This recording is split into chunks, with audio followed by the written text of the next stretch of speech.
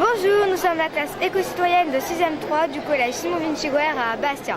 Notre collège est vieux de plus de 400 ans et il contient à peu près 450 élèves, dont notre classe de 23 élèves, dont 13 filles et 10 garçons.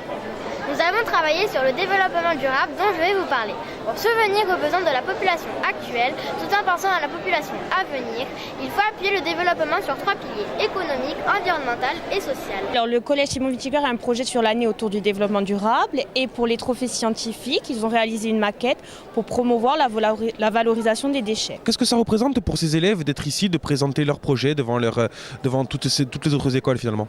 Alors justement, ils ont travaillé sur l'année sur ce projet, donc ils ont gagné en autonomie. Ils ont travaillé dans plusieurs disciplines, donc au niveau scolaire, on a essayé de faire suivre avec les programmes de physique, chimie, de maths, d'histoire, géo et de français. Et en plus, ils sont fiers de venir montrer leur collège et de montrer qu'on peut utiliser le papier d'une autre façon pour le développement durable. Alors les enfants ont décidé de faire du slime, c'est quelque chose qui plaît beaucoup à leur génération et ils se sont vraiment beaucoup impliqués, ils ont bien expliqué la démarche et du coup ils ont eu beaucoup de succès, d'où le prix du public. Et le goût à la science est essentiel. Les mathématiques et la science sont vraiment une priorité de l'éducation nationale et c'est vraiment quelque chose qui permet un épanouissement. Et là, du coup, effectivement, ils sont très heureux d'avoir réussi leur challenge. D'avoir remporté ce trophée aujourd'hui, qu'est-ce que ça représente ? C'est en gros l'aboutissement d'une année de travail et d'implication parce que c'est sur la base du volontariat, donc oui, ça fait forcément plaisir de voir que nos efforts aboutissent à quelque chose. Et donc maintenant, la suite, j'ai envie de dire, qu'est-ce qui va se passer pour vous ? Pour nous, on va continuer notre année, on va espérer pour le bac et puis on verra après pour continuer puisque on voudrait continuer dans des études scientifiques du coup. Donc du coup, ça nous apporte vraiment un gros plus et on sait vraiment ce qui nous attend peut-être pour plus tard. Vous êtes lauréat du concours, c'est génial. Qu'est-ce que ça représente d'être aujourd'hui ici en Corse et de pouvoir échanger avec les jeunes de Corse, justement, de Paris Sciences, et puis de voir un peu les projets de tout le monde. C'est très intéressant parce qu'on découvre beaucoup de choses, ça change de ce qu'on fait tous les jours. Qu'est-ce qui fait le plus pour gagner un concours comme celui-là ? Je pense que c'est en partie la démarche scientifique et aussi l'utilité, enfin pas l'utilité, mais ce que ça peut faire dans le monde par rapport à l'écologie, tout ça.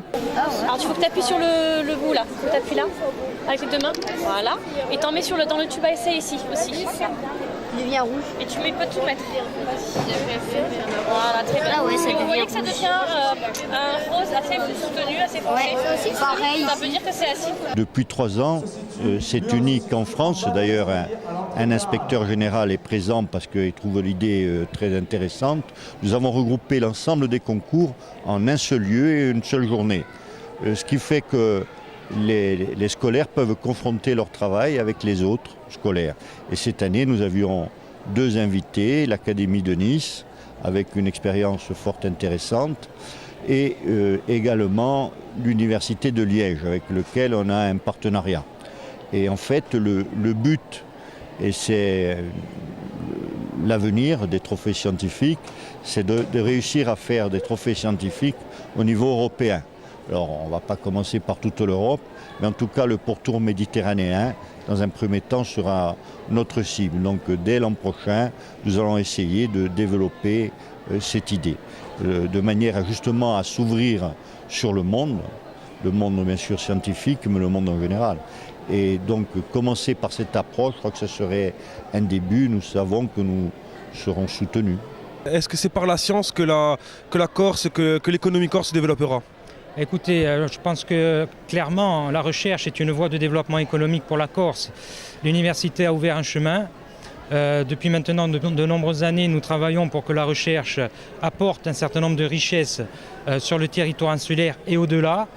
On obtient aujourd'hui des résultats probants, que ce soit dans le domaine de l'énergie, dans le domaine des ressources naturelles, qu'elles soient marines ou terrestres, dans d'autres secteurs, dans d'autres filières, je dirais, d'intérêt régional. C'est une voie de développement économique.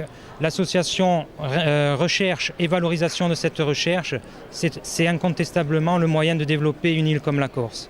Et un événement qui en appelle un autre pour Arina, c'est celui de l'INSERM Festival. Qu'est-ce que c'est ? Alors pour notre association, c'est une première qu'on va monter. L'INSERM Festival, ça va se réaliser avec des chercheurs de l'INSERM.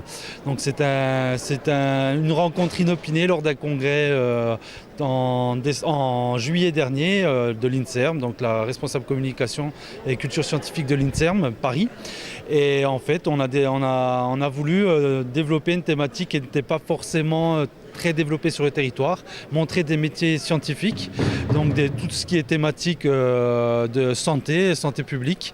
Donc pendant 3 jours, on va accueillir différents chercheurs de l'INSERM qui viennent de Paris, un peu partout en France, qui vont présenter différentes thématiques sur les maladies émergentes, sur la grippe, sur le stress, sur le cerveau. Donc 3 journées, une à Corté, donc le jeudi 19 avril qui va se dérouler à l'Université de Corse, à l'IUT plus précisément, avec des conférences, des ateliers pour les étudiants, pour le grand public, pour les élèves. Une journée spécifique au lycée Laetitia pour des lycéens, avec une conférence pareille sur le grand public le soir, ouvert à tout le monde. Et enfin, un gros village des sciences, entre guillemets, de l'INSERM Festival, qui se déroulera sur la place Saint-Nicolas le 21 avril, samedi 21 avril, donc où chacun pourront découvrir ces thématiques et découvrir un peu la santé publique à travers le témoignage et les expériences des chercheurs.